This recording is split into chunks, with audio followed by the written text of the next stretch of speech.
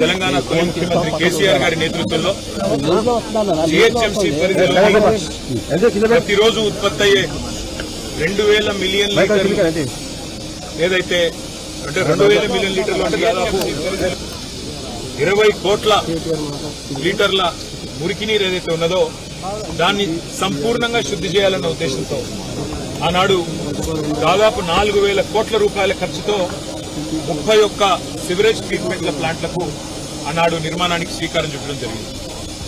ఆ 31 sewerage treatment ప్లాంట్ల నిర్మాణం పూర్తి చేసి భారతదేశంలోనే ఏకైక నగరం 100% సివరేజ్ ట్రీట్ చేసే ఏకైక నగరంగా హైదరాబాద్ ని మార్చాలనే ఒక బృహత్తర సంకల్పంతో పెద్దలు కేసీఆర్ గారి ఆశీర్వాదంతో ఈ కార్యక్రమాన్ని తీసుకోవడం జరిగింది. ఇవాళ చాలా సంతోషంగా ఉంది.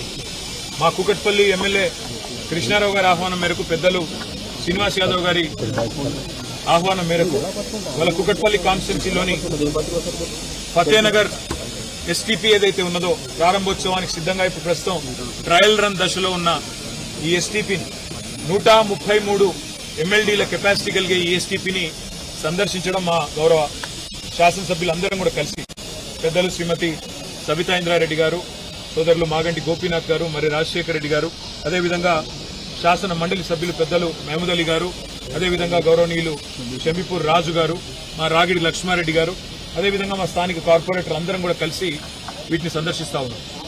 ఇది ఎస్టీపీల సందర్శనలో ఈరోజు మొదటి అడుగు మాత్రమే. ఇంకా కుకట్పల్లిలో ఇంకా దాదాపుగా మొత్తం 31 ఎస్టీపీలు ఉప్పల్లోని నల్ల చెరువులో, అదేవిధంగా మాకు ఎల్బీ నగర్లో, ఇంకా గుద్బుల్లాపూర్లో, ఏవేవైతే రాజేంద్ర నగర్లో ఎస్టీపీల నిర్మాణం చేపట్టామో అవన్నిటినీ కూడా మేము సందర్శిస్తాము.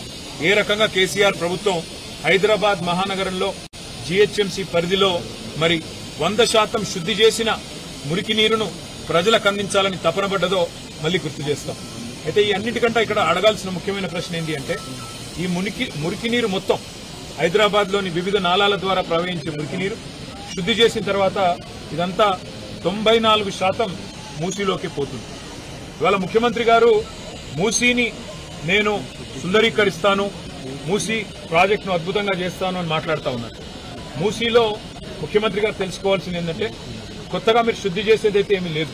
ఎందుకంటే ఆల్రెడీ సివరేజ్ ట్రీట్మెంట్ ప్లాంట్లు సంపూర్ణంగా మా ప్రభుత్వమే ప్రారంభించింది. దాదాపుగా పూర్తయ్యే దశకు వచ్చినాయి. మీరు డబ్బులు ఇస్తే ఇంకో 2-3 నెలల్లో మొత్తం పూర్తయిపోతాయి.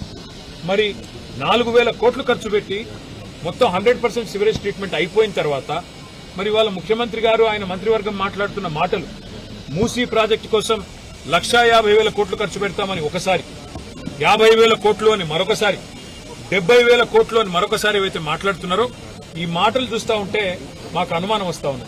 ఎందుకంటే అసలు ఉద్దేశం మూసీ సుందరీకరణనా లేక ఇంకేదన్నా ఉన్నదా అనేది కూడా ప్రజల్లో కూడా అనుమానాలు కలుగుతా ఉన్నాయి.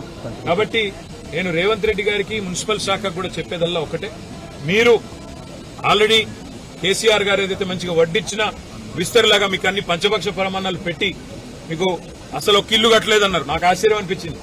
ఒక్క డబుల్ బెడ్రూమ్ ఇల్లు కట్టలేదు అని ఇదే రేవంత్ రెడ్డి గారు, ఇదే బట్టి విక్రమార్క గారు గతంలో మాట్లాడితే మా శ్రీనివాస్ యాదవ్ అన్న దగ్గరుండి బట్టి అన్నది తీసుకొని చూపెట్టిండు.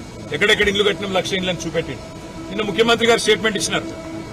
మూసీలోని 11-12 ఆక్రమణలున్నాయి, వాటిని తొలగించేదానికి డబుల్ బెడ్రూమ్ ఇల్లు ఇస్తామని.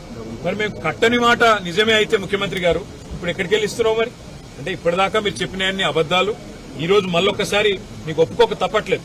కేసీఆర్ గారు చేసిన పని మా అక్క నేతృత్వంలో, సబితా గారి నేతృత్వంలో 14,000 ఎకరాలు మేము హైదరాబాద్ ఫార్మా సిటీకి అని సేకరిస్తే ఇవాళ ఫార్మా సిటీ రద్దని, ఫ్యూచర్ సిటీ అని, ఇంకోటని ఇవాళ రకరకాల డ్రామాలు అక్కడ.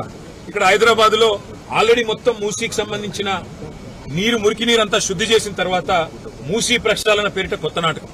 అందుకే రేవంత్ రెడ్డి గారికి మేము చేసే విజ్ఞప్తుల్లో ఒకటే, మీరు చేయాల్సిన పనులన్నీ మేము గతంలో ఆల్రెడీ చేసేసినాం. ఇప్పుడు మీరు చేయాల్సిన పని ఏంటంటే మీరు ఇచ్చిన 6 గ్యారెంటీలు అమలు చేయండి. మీరు చెప్పిన 4,000 పెన్షన్ వెంటనే అందించండి, తులం బంగారం వెంటనే అందించండి, అదేవిధంగా మహిళలకు 2,500 రూపాయలు ఇస్తున్నారు, అది వెంటనే అందించండి, ఇచ్చిన రుణమాఫీ హామీ వెంటనే నెరవేర్చండి. ఇంకో 6 రోజుల్లో సీజన్ అయిపోతుంది వానాకాలం, రైతు భరోసా వెంటనే వారి ఖాతాల్లో ఇవ్వండి. అంతేగాని ఈ పబ్లిసిటీ స్టంట్లతోని ఎక్కువ రోజులు మీరు మాయ చేయలేరు. హైదరాబాద్ ప్రజలకు స్పష్టంగా తెలుసు మేము చేసిన పని.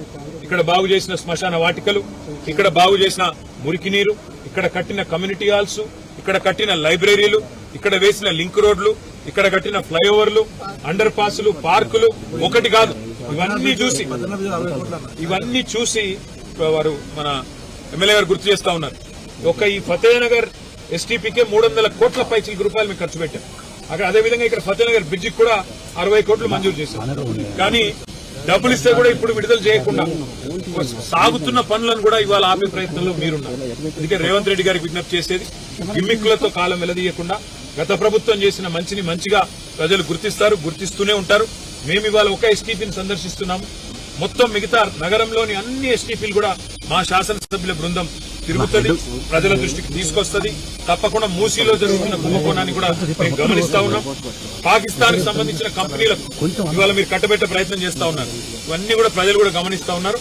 తప్పకుండా అన్ని విషయాలు కూడా భవిష్యత్తులో ప్రజల దృష్టికి తీసుకొస్తాం. ఇవాళ సహకరించిన హెచ్ఎండబ్ల్యూఎస్ అధికారులకు, సకాలంలోనే పూర్తి చేసిన మరి ఇక్కడ పనిచేసిన కాంట్రాక్ట్ సంస్థకు కూడా నేను అభినందన తెలియజేస్తా ఉన్నా. ఈ నిర్మాణంలో పనిచేసిన కూలీలకి, ఇంజనీర్లకు కూడా హృదయపూర్వకంగా మాజీ మున్సిపల్ శాఖ మంత్రిగా వారికి కూడా నా హృదయపూర్వకమైన ధన్యవాదాలు నేను తెలియజేస్తాను. పరిమితం అవుతున్నారా? హైదరాబాద్ ద్వారా చాలా మంది నిర్వాసితులు అవుతున్న పరిస్థితి, బాధితులు పెరుగుతూ ఉన్నారు. నిన్ననే మా పెద్దలు కూడా కొంతమంది శాసనసభ్యులు కూడా ఇదే మాట అడిగారు. మేము తొందరలోనే అందరం సిటీ శాసనసభ్యులందరం కూర్చొని ఎందుకంటే ఇవాళ పెద్దలకు ఒక న్యాయం, పేదలకు ఒక న్యాయం అన్నట్టు మంత్రులు, ఎమ్మెల్యేలు, ముఖ్యమంత్రి గారి అన్నలు, తమ్ముళ్లు వాళ్ళనేమో ప్రభుత్వం ముట్టుకోవట్లేదు. పేదవాడు, నోరు లేని వాడిని మాత్రం తీసవతల పాడేస్తా ఉన్నారు, బుల్డోజర్ కింద నలిపేస్తా ఉన్నారు. కాబట్టి మేము నగర శాసనసభ్యులందరం కూడా పెద్దలు కేసీఆర్ గారి ఆదేశం మీరు కూర్చొని ఈ విషయంలో ఏం చేయాలి ఒక నిర్ణయానికి వస్తాం. కానీ ఒక్క మాట మాత్రం పక్కా, ఎక్కడ ఎవరిని బుల్డోజర్ ద్వారా వాళ్ళ ఇల్లు కూలగొట్టినా మేము కట్టిన ఇళ్లే రెడీగా ఉన్నాయి 40,000 అందులోకి వెంటనే ఇయ్యండి, వాళ్ళ రోడ్డు మీద పాడేయకండి. పేద పిల్లలు మా పుస్తకాలు తీసుకుంటామంటే కూడా వాళ్ళను ఇవాళ ఇబ్బంది పెడుతూ నిన్న ఒక 7 ఏళ్ల అమ్మాయి, వేదశ్రీ అనే అమ్మాయి మాట్లాడిన మాటలు చూసిన ఏ ఒక్కరికైనా మానవత్వం ఉన్న వాళ్లకు గుండె చెదిరిపోక తప్పదు. అలాంటి పరిస్థితుల్లో తప్పకుండా వారికి అండగా ఉంటాం. కానీ నగర శాసనసభ్యులందరం కూర్చొని మేము ఏం చేయాలో ఆలోచించుకొని మా ప్రణాళిక ప్రకటిస్తాం.